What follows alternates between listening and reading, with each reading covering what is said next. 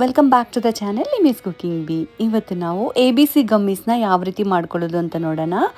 ನಾವು ಜ್ಯೂಸ್ ಮಾಡ್ಕೊಂಡು ಕುಡ್ದಿದ್ದೀವಿ, ಹಾಗೆ ನಮ್ಮ ಚಾನಲಲ್ಲಿ ಐಸ್ ಕ್ಯೂಬ್ಸ್ ಹೇಗೆ ಮಾಡೋದಂತ ಕೂಡ ಇದೆ. ಇವತ್ತು ನಾವು ಈ ಗಮ್ಮೀಸ್ನ ಯಾವ ರೀತಿ ಮಾಡ್ಕೊಳ್ಳೋದು ಅಂತ ನೋಡೋಣ.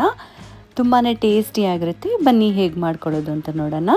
ಈ ಗಮ್ಮೀಸ್ನ ನೀವು 1 ತಿಂಗಳ ತನಕ ಸ್ಟೋರ್ ಮಾಡಿಕೊಂಡು ದಿನಕ್ಕೆ 2-3 ನೀವು ತಿನ್ಬೋದು. ಸೊ ಬನ್ನಿ ಹೇಗೆ ಮಾಡೋದು ನೋಡೋಣ. ಇಲ್ಲಿ ನಾನು 1 ಆ್ಯಪಲ್, 1 ಬೀಟ್ರೂಟ್, 1 ಕ್ಯಾರೆಟ್ನ ತೊಗೊತಿದ್ದೀನಿ. ಇದನ್ನು ಈ ರೀತಿ ಚಿಕ್ಕ ಚಿಕ್ಕ ಪೀಸಾಗಿ ಕಟ್ ಮಾಡ್ಕೊಳ್ಳಿ. ಸೊ ಇದಕ್ಕೇ ನೀವು ಆರೆಂಜ್ ಇದ್ದರೆ ಆರೆಂಜ್ ಕೂಡ ಸೇರಿಸ್ಕೊಳ್ಳಿ. ನಾನಿಲ್ಲಿ ಲೆಮನ್ ಜ್ಯೂಸ್ನ ಆ್ಯಡ್ ಮಾಡ್ತಿದ್ದೀನಿ. ಸೊ ಇದ್ರ ಜೊತೆಗೆ ನೀವು ವೈಟಮಿನ್ ಸಿ ಮಿಕ್ಸ್ ಮಾಡಿದ್ರೆ ಅಯನ್ ಹಾಗೆ ವೈಟಮಿನ್ ಅಬ್ಸಾರ್ಪ್ಷನ್ ಚೆನ್ನಾಗಾಗುತ್ತೆ. ಸೊ ಹಾಗಾಗಿ ಈ ರೀತಿ ಎಲ್ಲನ ಕಟ್ ಮಾಡಿಕೊಂಡು ಇವಾಗ ಇಲ್ಲಿ ನಾನು ಪೊಮೊಗ್ರಾನೆಟ್ನು ಕೂಡ ಹಾಕೊತಿದ್ದೀನಿ.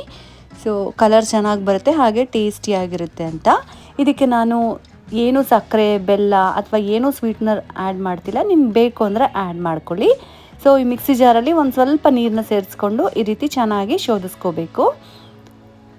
ಯಾವುದಾದ್ರೂ ಕ್ಲಾತ್ ಇದ್ದರೆ ಕೂಡ ನೀವು ಈ ರೀತಿ ಚೆನ್ನಾಗಿ ಶೋಧಿಸ್ಕೋಬೋದು. ಈ ರೀತಿ ನೋಡ್ತಿದ್ರಲ್ಲ, ಈ ಪಲ್ಪ್ನ ನೀವು ಚಪಾತಿ ಹಿಟ್ಟಲ್ಲಿ ಮಿಕ್ಸ್ ಮಾಡಿಕೊಂಡು ಯೂಸ್ ಮಾಡ್ಕೋಬೋದು. ಸೊ ಇವಾಗ ನಾನು ಬಂದಿರೋವಂಥ ಪಲ್ಪಲ್ಲಿ 1 ಟೇಬಲ್ ಸ್ಪೂನ್ ಆಗೋಷ್ಟು ಅಗರ್ ಅಗರ್ ಪೌಡರ್ನ ಯೂಸ್ ಮಾಡ್ತಿದ್ದೀನಿ. ಸೊ ಈ ಪೌಡರ್ ಹಾಕೋದ್ರಿಂದ ನಮಗೆ ಜೆಲ್ಲಿ ಕನ್ಸಿಸ್ಟೆನ್ಸಿ ಬರುತ್ತೆ. ಸೊ ಇವಾಗ ಒಂದು ಪ್ಯಾನ್ಗೆ ಈ ರೀತಿ ಟ್ರಾನ್ಸ್ಫರ್ ಮಾಡಿಕೊಂಡು ಒಂದು ಅರ್ಧ ಲೆಮನ್ ಜ್ಯೂಸನ್ನ ಇದಕ್ಕೆ ಹಾಕೋಬೇಕು. ಹಾಕ್ಕೊಂಡು 2-3 ಕುದಿ ಬರಬೇಕು. ಅಷ್ಟು ತನಕ ಈ ರೀತಿ ಕುದಿಸ್ಕೊಂಡು ಫ್ಲೇಮ್ನ ಆಫ್ ಮಾಡಿಕೊಂಡು ಇವಾಗ ಯಾವುದಾದ್ರೂ ಬೌಲ್ಗೆ ಅಥವಾ ಮೌಲ್ಡ್ಗೆ ಈ ರೀತಿ ಟ್ರಾನ್ಸ್ಫರ್ ಮಾಡಿಕೊಂಡು ಒಂದು ಸ್ವಲ್ಪ ರೂಮ್ ಟೆಂಪರೇಚರ್ ಬರೋ ತನಕ ಈಚೆ ಇಟ್ಬಿಟ್ಟು ಆಮೇಲೆ ಫ್ರಿಜ್ಜಲ್ಲಿ 1 ಅವರ್ ಇಡಬೇಕು. ಅವಾಗ ನಿಮಗೆ ಟೈಟಾಗಿ ಫಾರ್ಮ್ ಆಗುತ್ತೆ. ನೋಡ್ತಿದ್ರಲ್ಲ, ಈ ರೀತಿ ಗಟ್ಟಿ ಆಗುತ್ತೆ. ಮುಟ್ಟಿದ್ರೆ ನಿಮಗೇನು ಅಂಟಬಾರ್ದು. ಸೊ ಇವಾಗ ಈ ರೀತಿ ಡಿಮೋಲ್ಡ್ ಮಾಡಿಕೊಂಡು ನೀವು ಇದನ್ನು ಸರ್ವ್ ಮಾಡ್ಕೋಬೋದು. ಫ್ರಿಜ್ಜಲ್ಲಿ ನೀವು 1 ತಿಂಗಳ ತನಕ ಆರಾಮಾಗಿ ಯೂಸ್ ಮಾಡ್ಕೋಬೋದು.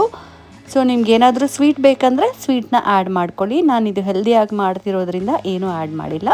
ಈ ರೆಸಿಪಿ ಇಷ್ಟ ಆದರೆ ಲೈಕ್ ಮಾಡಿ, ಶೇರ್ ಮಾಡಿ. Thank you.